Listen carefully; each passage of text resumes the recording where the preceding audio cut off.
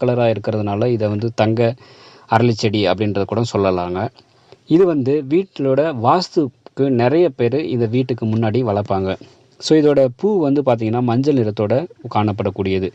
இதில் ஒரு பெரிய ப்ளஸ் பாயிண்ட் என்ன அப்படின்னு பார்த்தீங்கன்னா, இந்த செடிக்கு வந்து தண்ணீர் வந்து ஊற்றாமலே காற்றில் உள்ள ஈரப்பதத்தை வந்து ஈர்த்துக்கிட்டு இதனால் வளரக்கூடிய தன்மை கொண்டது. அதனால் இதை வந்து தண்ணி ஊற்றுறதுனாலும் இது எந்த நாள்லையுமே வந்து பச்சையாகவே இருக்கக்கூடிய ஒரு தாவர வகை.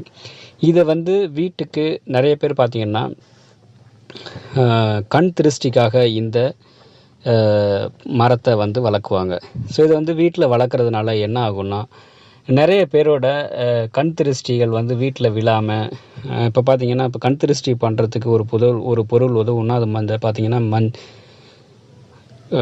எலுமிச்சை பழம் வந்து மஞ்சள் நிறத்தை கொண்டது. அந்த இந்த மஞ்சள் நிறத்துக்கு வந்து பொதுவாகவே கொஞ்சம் எதிர்வினை சக்தி அதிகம் உண்டு. அதாவது